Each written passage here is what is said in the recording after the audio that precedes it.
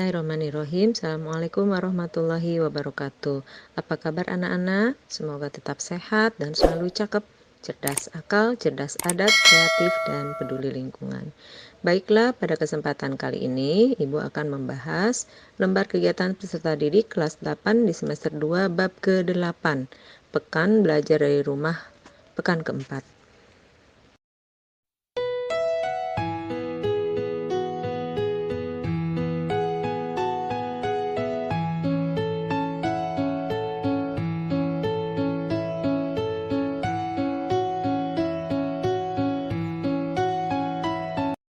Nomor 1, proses pertukaran gas yang terjadi di dalam tubuh berkaitan dengan proses apa? Nah, ini kita bisa lihat bahwa respirasi itu adalah proses pertukaran gas yang terjadi di dalam tubuh. Ya, jadi sistem pernapasan itu adalah sistem organ yang berfungsi pada saat proses respirasi berlangsung. Sedangkan bernapas adalah proses keluar masuknya oksigen dari luar tubuh ke dalam tubuh menggunakan organ-organ pernapasan. Jadi nomor 1 jawabannya adalah respirasi. Kemudian nomor 2, berikut adalah 3 proses dasar dalam respirasi kecuali. Respirasi itu pada dasarnya ada 3 proses, yaitu yang pertama bernapas, kedua respirasi eksternal, dan yang ketiga respirasi internal. Berarti nomor 2 jawabannya adalah absorpsi.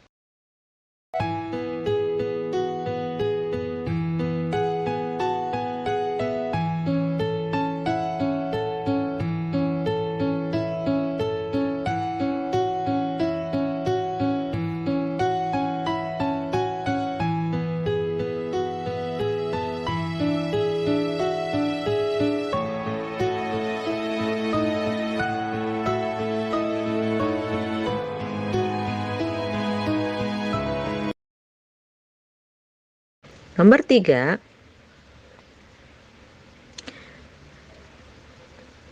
dalam proses pernapasan, hidung berfungsi sebagai berikut kecuali. Berarti cari yang bukan fungsi hidung. Fungsi hidung adalah 1, mengatur suhu udara yang masuk ke dalam paru-paru. Kedua, mengatur kelembaban udara yang masuk ke dalam paru-paru. Ketiga, menyaring partikel debu atau kotoran yang masuk bersama udara. Berarti nomor 3 jawabannya adalah B ya, sebagai tempat pertukaran gas oksigen dan gas karbon dioksida, karena itu tempat terjadinya adalah di paru-paru. Nomor 4, struktur pada faring yang berperan dalam reaksi kekebalan tubuh dalam melawan benda asing adalah, faring itu apa sih? Faring itu adalah organ pernapasan yang terletak di belakang rongga hidung hingga rongga mulut dan di atas laring. Faring fungsinya sebagai jalur masuk udara dan makanan, ruang resonansi udara, serta tempat tonsil atau amandel yang berpartisipasi pada reaksi kekebalan tubuh dalam melawan benda asing. Jadi jawaban nomor 4 adalah tonsil.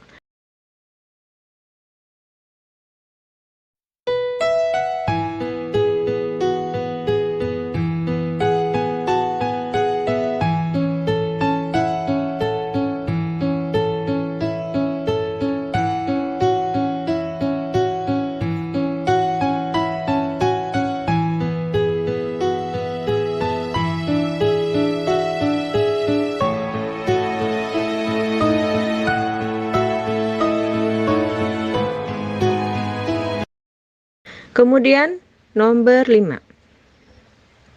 Pada laring terdapat struktur yang berfungsi untuk mencegah masuknya partikel makanan atau minuman ke dalam laring dan trakea. Struktur yang dimaksud adalah, pada laring itu ada organel ya yang berfungsi mencegah makanan masuk ke dalam saluran pernapasan. Dan jawabannya adalah epiglotis. Kemudian nomor 6, struktur yang berfungsi untuk melindungi paru-paru dari gesekan saat mengembang dan mengempis adalah, sebagaimana kita sudah pelajari bahwa pada saat kita bernapas ada proses inspirasi memasukkan oksigen dan ada proses ekspirasi mengeluarkan oksigen. Dan ketika paru-paru mengembang dan mengempis ini, dia akan beresiko untuk mengalami gesekan sehingga harus ada pelindung. Nah, struktur pelindung paru-paru itu adalah pleura. Kemudian nomor 7, tempat terjadinya pertukaran gas oksigen dan gas karbon dioksida terjadi ini tentu terjadi di paru-paru, tetapi di bagian mana? Yaitu di bagian alveolus.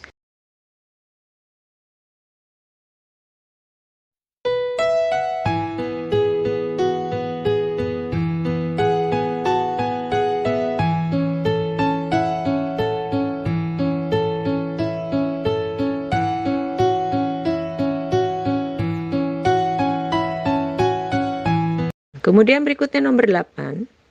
Aktivitas yang menyebabkan terjadinya respirasi adalah, kalau kita lihat pada gambar, maka jawabannya adalah berkontraksinya otot-otot eksternal antar tulang rusuk dan berkontraksinya diafragma. Berikutnya nomor 9. Bila otot tulang rusuk berelaksasi sehingga rongga dada mengempis, maka dari gambar bisa kita lihat maka diafragma akan mengalami relaksasi dan udara akan keluar dari paru-paru. Nomor 10. Berikut pernyataan yang tepat tentang pernapasan dada dan pernapasan perut, yaitu sebagaimana kita ketahui bahwa manusia melakukan 2 jenis pernapasan, yaitu pernapasan dada yang melibatkan otot diafragma, otot tulang rusuk dan pernapasan perut yang melibatkan otot perut, otot diafragma. Sehingga jawaban nomor 10 adalah bahwa pernapasan dada melibatkan kontraksi dan relaksasi otot-otot antar tulang rusuk bagian luar.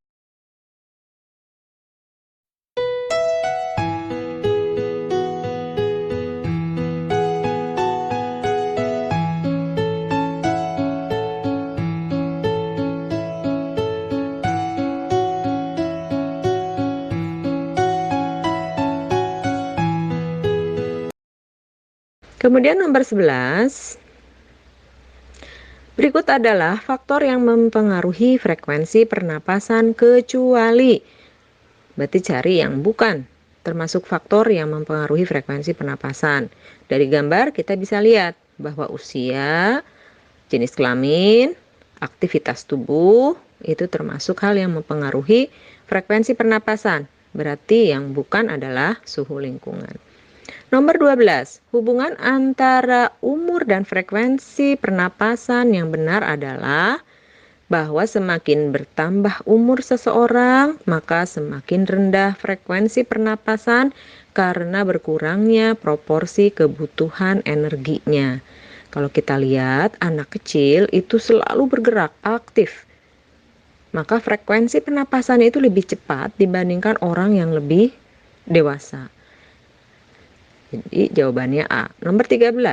Orang yang melakukan aktivitas lebih berat, frekuensi pernapasannya akan lebih tinggi dibandingkan bila melakukan aktivitas yang ringan. Hal ini terjadi bukan karena, berarti cari yang salah jawabannya, yaitu frekuensi pernapasan meningkat bila tubuh lebih sedikit memerlukan oksigen. Nah, ini keliru. Seharusnya kalau tubuh kita lebih sedikit memerlukan oksigen, maka frekuensi pernapasannya juga menurun.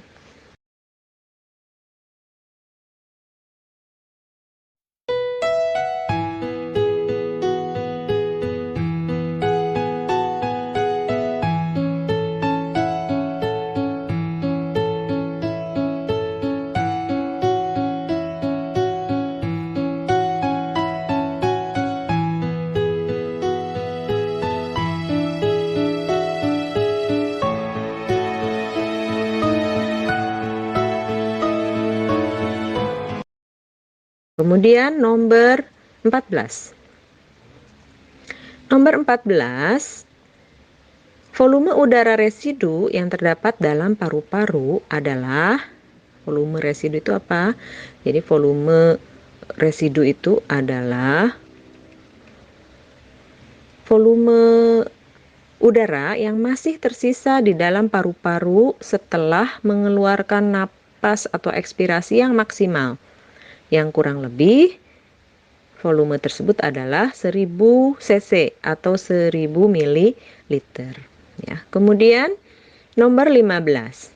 Bila kapasitas total paru-paru sebesar 4500 ml dan volume residu 1000 ml, maka kapasitas vital paru-paru adalah, kapasitas vital paru-paru ini didapat dari kapasitas total paru-paru dikurangi dengan volume residu.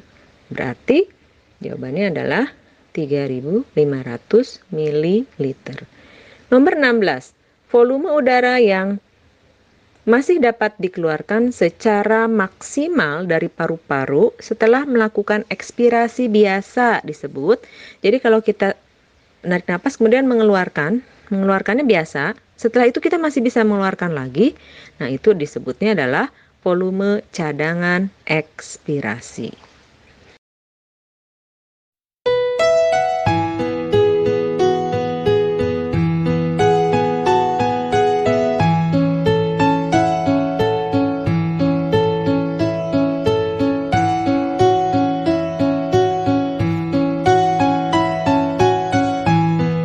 Nomor berikutnya nomor 17.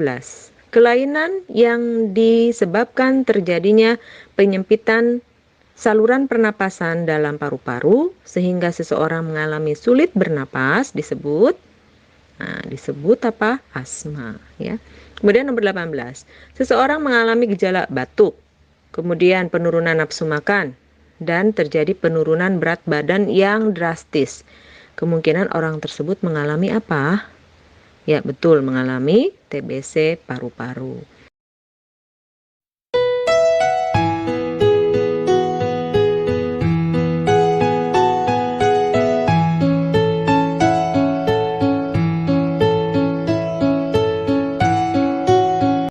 Berikutnya nomor 19.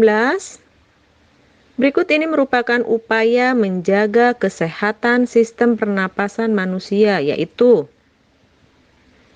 yang mana jawabannya adalah yang A, tidak merokok.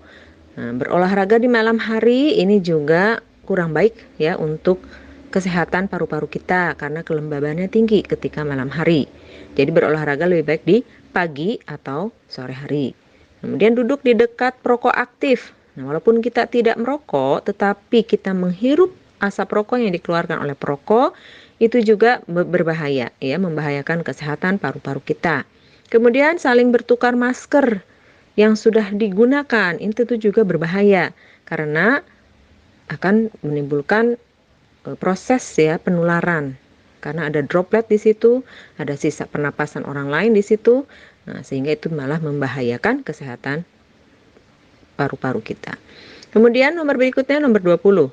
Berikut yang tidak termasuk upaya menjaga kesehatan sistem pernapasan, berarti cari yang salah. Yang mana jawabannya tidur selalu larut malam. Tentu ini bukan termasuk upaya menjaga kesehatan, malah justru akan menimbulkan gangguan pada sistem pernapasan. Baiklah, demikian anak-anak pembahasan kita mengenai sistem pernapasan manusia. Semoga bermanfaat. Sukses selalu. Assalamualaikum warahmatullahi wabarakatuh.